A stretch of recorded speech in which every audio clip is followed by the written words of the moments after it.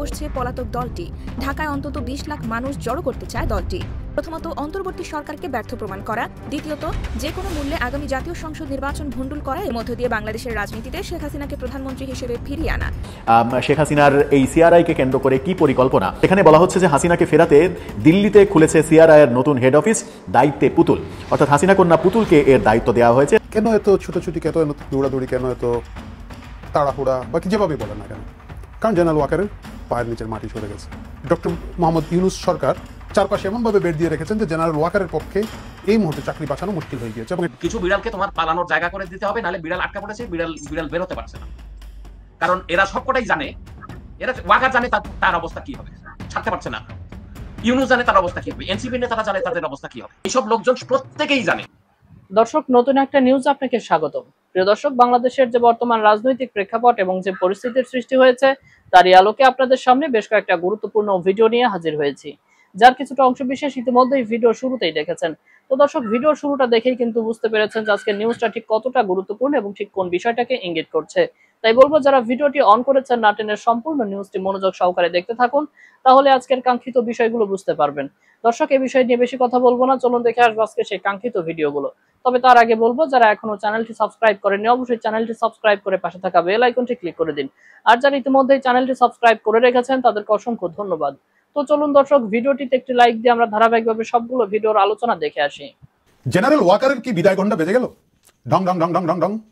অবস্থা দেখে তাই মনে হচ্ছে এই 4 তারকা জেনারেল ভৌ দৌড় দিয়ে যাচ্ছেন, কিন্তু আমার কাছে মনে হচ্ছে পায়ের নিচের মাটিটা খুব দ্রুতই সরে যাচ্ছে। এবং যদি সরে যায়, সত্যি কথা বলি, আমি ব্যক্তিগতভাবে খুশি হব।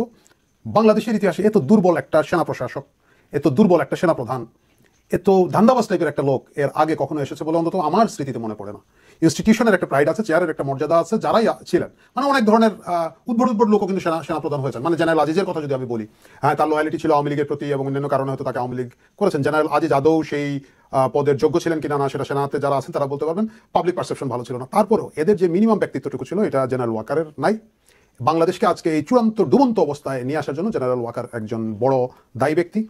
কিন্তু মনে করা হচ্ছিল যে তিনি হয়তো এই সরকার খুব ভালোভাবে চালাচ্ছেন, পিছন থেকে মানে বাংলাদেশ ধ্বংসের যে নেপথ্য কারিগর তাদের মধ্যে একজন আছেন। এখন মনে হচ্ছে ব্যবহার শেষে তাকে ওইটার মতো ছুড়ে ফেলে দেওয়ার একটা পরিস্থিতি তৈরি হয়েছে।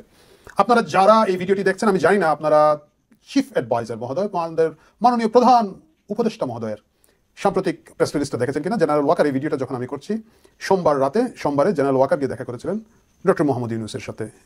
প্রেস রিলিজের ভাষা বোঝা যাচ্ছে যে খুব সুখকর হয় নাই।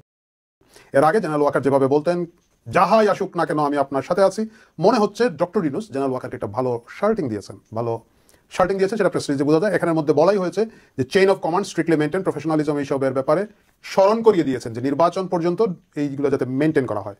এই ধরনের কথা কিন্তু আগে আমরা কখনো শুনি নাই। এবং মজা হচ্ছে, প্রেস কনফারেন্সে প্রেস রিলিজে দেখা গেল জেনারেল ওয়াকার যেটা বলেছেন ডক্টর ইউনূসকে, বাইরের কোনো গুজবে কান দিবেন না, আমরা সর্বোচ্চভাবে আপনার সাথে আছি।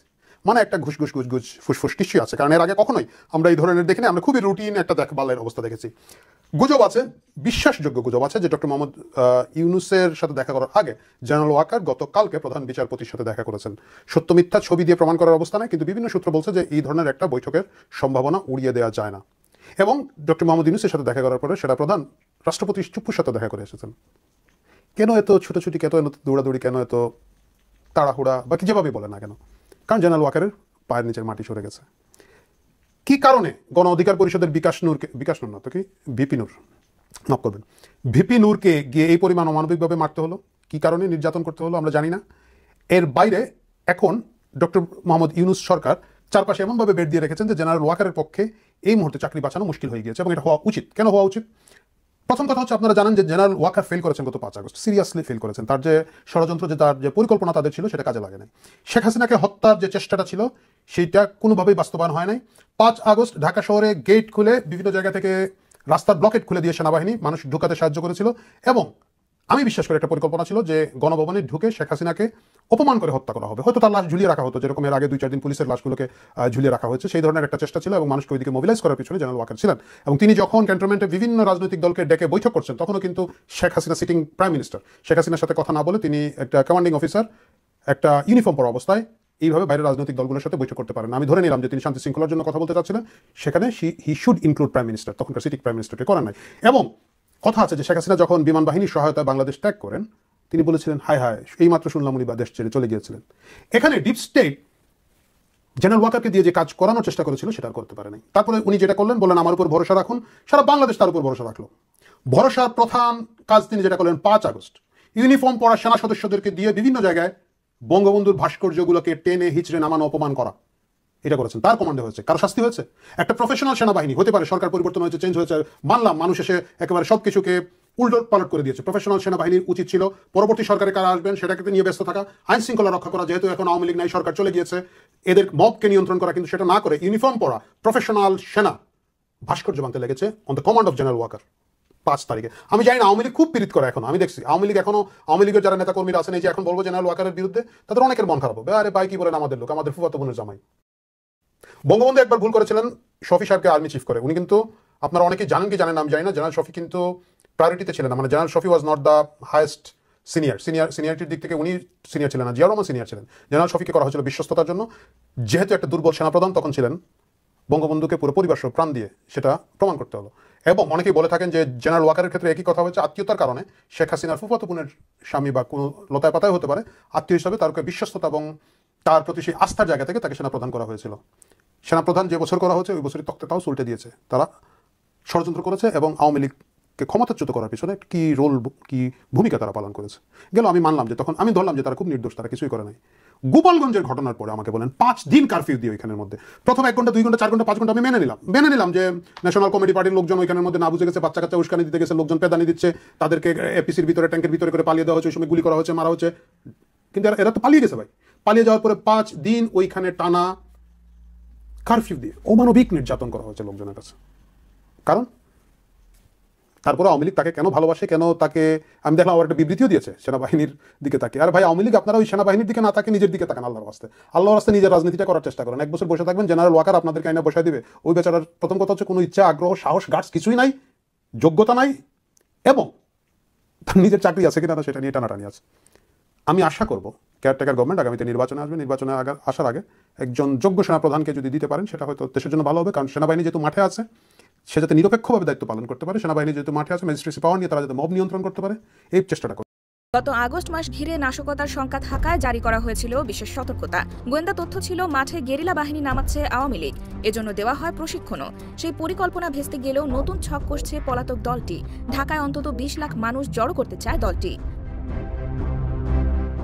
সূত্র বলছে প্রধানত 3টি লক্ষ্য সামনে রেখে এই মুহূর্তে কাজ করছে আওয়ামী লীগের গুজব সেল হিসেবে পরিচিত সিআরআই। প্রথমত অন্তর্বর্তী সরকারকে ব্যর্থ প্রমাণ করা, দ্বিতীয়ত যে কোনো মূল্যে আগামী জাতীয় সংসদ নির্বাচন ভণ্ডুল করা, এবং তৃতীয়টি হচ্ছে বিএনপি, জামাত ও এনসিপির বিরুদ্ধে জনমত তৈরি সহ গণ অভ্যুত্থানের সব শক্তির মধ্যে বিভেদ সৃষ্টি করা।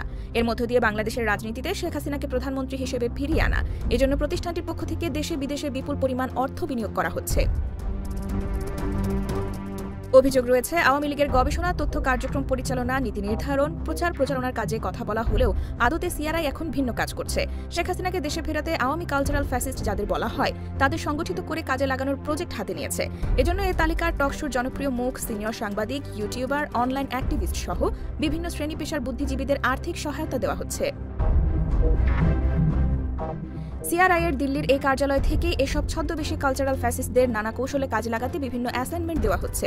উদ্দেশ্য সরকারের বিরুদ্ধে জনগণকে খেপিয়ে তোলা, জুলাই গণঅভ্যুত্থানের শক্তিগুলোর মধ্যে বিভেদ সৃষ্টি করে একে অপরের মুখোমুখি দাঁড় করানো, মুক্তিযুদ্ধের চেতনা উজ্জীবিত করার নামে লুকিয়ে থাকা আওয়ামী কালচারাল শক্তিকে জড়ো করা, বিএনপি, জামাত ও এনসিপিকে চরম প্রতিপক্ষ হিসেবে সংঘাত সংঘর্ষে জড়ানো, এবং সর্বোপরি সারা দেশে বিশ্ববিদ্যালয় সহ শিক্ষাঙ্গনে বড় ধরনের সংঘাত সহিংসতা সৃষ্টি করে দেশকে চরম অস্থিতিশীল পরিস্থিতির দিকে নিয়ে যাওয়া। এই পরিকল্পনা বাস্তবায়নের সঙ্গে সঙ্গে আওয়ামী লীগের সব শক্তিকে ধীরে ধীরে প্রকাশ্যে নিয়ে আসা, সবশেষে সুযোগ বুঝে একসঙ্গে কমপক্ষে 20 লাখ কর্মী সমর্থক জড়ো করে ঢাকা অ্যাটাক অথবা যমুনা ঘেরাও কর্মসূচি দেওয়া। এসব তথ্য তুলে ধরে একটি প্রতিবেদন প্রকাশ করে দৈনিক যুগান্তর। বিড়াল আটকা পড়ছে, তোমার কোনো না কোনো জানলা খুলে দিতে হবে, বিড়াল পালানোর জায়গা বের করে দিতে হবে। কিছু বিড়ালকে তোমার পালানোর জায়গা করে দিতে হবে, নাহলে বিড়াল আটকা পড়েছে, বিড়াল বের হতে পারছে না। কারণ এরা সবকটাই জানে, এরা ওয়াকার জানে তার অবস্থা কি হবে, ছাড়তে পারছে না। ইউনুস জানে তার অবস্থা কি হবে, এনসিপি নেতারা জানে তাদের অবস্থা কি হবে, হ্যাঁ, যারা তাল পিটাইছে তারা জানে তাদের অবস্থা কি হবে, সাংবাদিকগুলো জানে তাদের কি অবস্থা হবে। এই যে চামচামিকে ওরা আর উস্কানি দেওয়া যে কিছু সাংবাদিক আছে, এগুলো শুধু 3 দিনের একটা টেলিভিশন চ্যানেলে 3 দিন 3টা অনুষ্ঠান করছে, সাংবাদিক বনে গেছে সারা জীবনের, হ্যাঁ, বড় বড় নসিহত করে আমাদের, হ্যাঁ। তো এইসব লোকজন প্রত্যেকেই জানে, এরা সবাই জোটবদ্ধ হয়ে আছে, এরা কিন্তু ছাড়বে না, কারণ বিড়াল আটকা পড়েছে, তোমার কোনো না কোনো একটা জানলা খুলে দিতে হবে, কিছু লোককে পালানোর সুযোগ করে দিতে হবে, দেখো 2-4টা পালায় কিনা। না হলে এই বিড়াল তুমি, না হলে সে তোমাকে আক্রমণ করবে। মানে বন্ধ ঘরে বিড়াল আটকা পড়লে যা করে সেটাই করছে তারা। যে আওয়ামী লীগকে বলে ফ্যাসিস্ট, হ্যাঁ, কারণ এই যে আজকে রিপ্রোডাকশন ইউনিটির এই যে দৃশ্যের অবতারণা হলো, এটাকে কি বলবেন? ফ্যাসিস্ট যে বলে ওদেরকে আগে বুঝতে হবে ফ্যাসিস্ট কি। এই সরকার আসবার পর সমস্ত গণমাধ্যমকে একদম গণমাধ্যমকে আটকে দিল, গণমাধ্যম পরাধীন হয়ে গেল। আমি অন্য সব কিছুকে বাদ দিচ্ছি, একটা সাংবাদিক, একটা মিডিয়া হাউস তার নিজের স্বাধীনতায় কথা বলতে পারছে না। আজকে যেখানে এক সংবাদ সম্মেলন হচ্ছে শুধুমাত্র মুক্তিযোদ্ধাদের, সেখানে পুলিশ গেল অনেক পরে, এবং পুলিশ গিয়ে আটক করলো হচ্ছে যারা অতিথি, সেখানে মুক্তিযোদ্ধা অতিথি তাদেরকে, শিক্ষকদেরকে। কিন্তু যে মব জঙ্গি সেখানে ছিল, যাদেরকে ভিডিওতে ছবিতে সুস্পষ্টভাবে দেখা যাচ্ছে, তাদেরকে কিন্তু কিছু বললো না, আটকও করলো না। এই যে ওদেরকে পাঠিয়েছে রে ভাই। আজকের এই ঘটনাটাই তো প্রমাণ করে যে কাকে বলে ফ্যাসিস্ট। এর চেয়ে বড় ফ্যাসিজম আর কি আছে? আপনি আজকে কথা বলবেন, আজকে আপনি আওয়ামী লীগের দোসর হয়ে যাচ্ছেন।